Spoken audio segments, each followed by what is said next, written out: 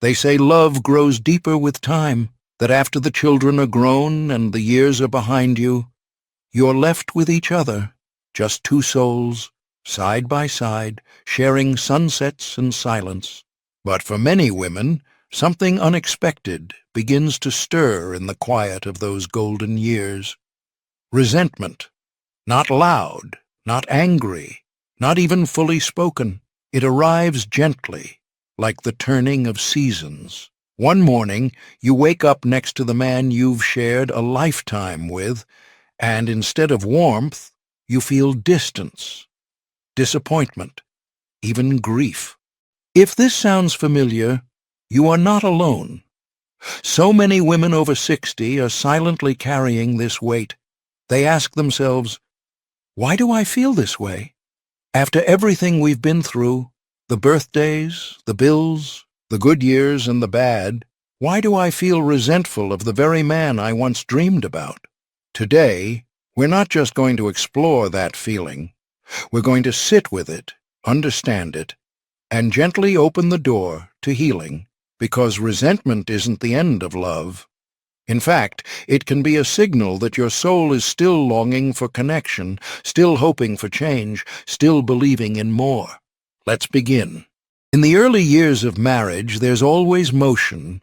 Babies crying, bills to pay, meals to cook, jobs to hold.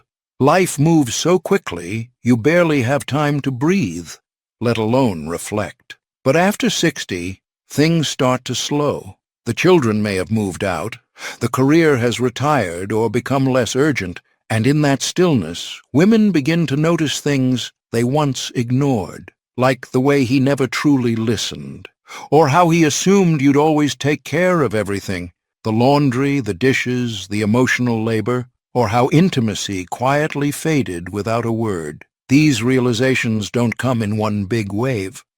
They arrive like raindrops, small, persistent, each one landing with a quiet ache. And then, one day, you feel it fully. The truth is, many women in their 60s and beyond start to carry silent resentment because their emotional needs were never fully seen or honored. Not out of cruelty, but out of habit, out of roles society handed them, out of decades where survival came before connection. And now that the survival part is over, now that there's time to feel, the feelings finally rise. You may be feeling this and thinking, but he didn't mean to hurt me. And that's true. Most men don't wake up thinking, how can I ignore my wife today? But intent doesn't erase impact, and a lifetime of small, unattended wounds can grow heavy on the heart. Let's talk about some of those deeper wounds, the quiet ones that build up over time. First, there's the wound of being unseen. Many women spent their entire adult lives putting others first. Children, husbands, aging parents. You became the heartbeat of the household. You remembered birthdays, made doctor's appointments, knew who liked their toast crispy and who needed soft towels. And somewhere in that devotion, your own name got lost. Now, after 60, you may find yourself wondering, does he even know me anymore? Do I even know myself?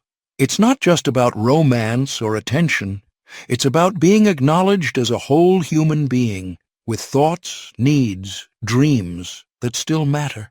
And when that need goes unmet, it slowly turns into resentment. You might sit at dinner and realize he's not looking at you. Not really. Not with curiosity. Not with wonder. You might speak and feel like your words are falling into a well with no echo. And that silence hurts more than shouting ever could.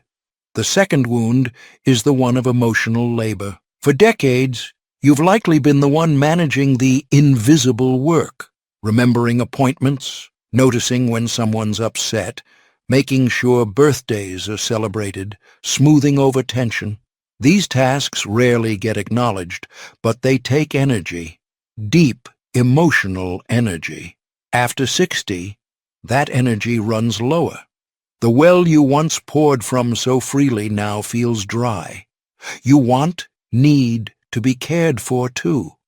But if your husband never learned how, If he relied on your constant giving, he may now seem detached or unaware, even as you're quietly running on empty. It's not that you want a trophy, you just want to be seen for all you've held. When that recognition doesn't come, day after day, the weight of it all becomes heavy. And that heaviness? It becomes resentment. Then there's intimacy, or rather, the loss of it. Not just physical touch, although that too, but the emotional closeness, the soft moments, the inside jokes, the reaching for a hand in the dark. For some women, menopause changes their body and how they experience closeness. For others, years of unspoken hurts create distance. But either way, intimacy fades, and with it, the sense of being cherished. You might find yourself wondering, when did we stop holding each other? When did we stop sharing secrets? When you try to talk about it, maybe he brushes it off, or gets defensive, or just doesn't understand. So you stop trying, and the gap grows. You start to feel more like roommates than lovers, more like two people sharing space than two hearts sharing life. And deep down, you mourn the loss of connection, but instead of tears, it comes out as irritation, frustration, resentment. Another quiet cause of resentment is the feeling of being taken for granted.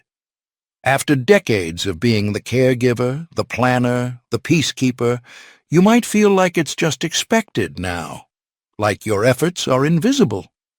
You cook dinner, and he eats without comment. You fold laundry, and he puts it away without thanks. You navigate doctor appointments, manage family events, keep the rhythm of life steady, and it feels like no one sees the work. At 30, maybe you brushed it off. At 40, maybe you laughed about it with friends. But at 60, it starts to sting, because you've given your life to this partnership, and in return, you want to feel appreciated, needed, honored. When that appreciation is missing, even small things, a forgotten anniversary, a careless word, can reopen deep emotional wounds. And that too becomes resentment. Finally, there's grief, a different kind of grief. The grief of what could have been, the realization that some dreams may never be shared, the understanding that there may be less time ahead than behind. This kind of grief makes women reflect on what matters, and for many it brings a painful awareness.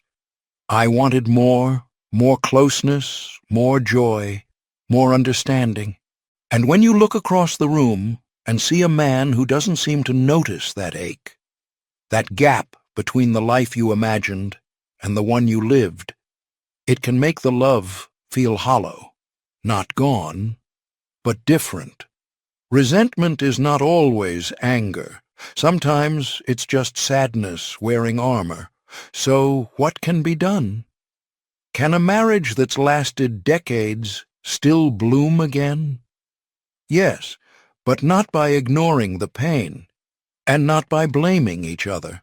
Healing begins with truth, with compassion, and with the bravery to speak, gently, honestly, lovingly. Maybe the first step is a conversation, not a complaint, a conversation. You can start with something like, I've been feeling distant lately, and I don't want to be. I want us to reconnect. Or, there are things I've held inside for years, not because I didn't love you, but because I didn't know how to say them. Can I try now? Don't expect magic overnight. He may not understand right away. He may feel defensive. That's normal. But if he sees that your heart is still open, if he sees that your resentment is rooted in love and longing, he may begin to soften too. Some couples find it helpful to try small, intentional practices together, like taking a short walk every evening, even in silence, or sitting down once a week with no phones, just a cup of tea and a check-in. How are we doing? Or revisiting old memories, not just the photos, but the feelings behind them, or even seeking out couples counseling, not because something is broken, but because something is worth tending to. Because the truth is this: it's never too late to learn how to love each other better. You're not too old for tenderness, not too old for laughter, not too old for growth. Marriage at 60, 70, even 80. It's not about starting over. It's about deepening, softening, choosing each other again, now, with eyes wide open. You deserve to be seen, to be held, to be understood.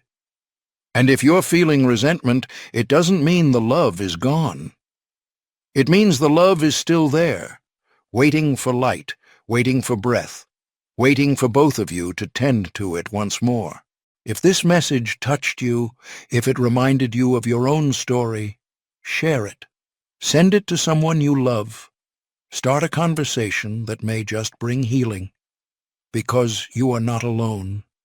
And it's never too late for closeness. Not at 60, not at 70, not ever.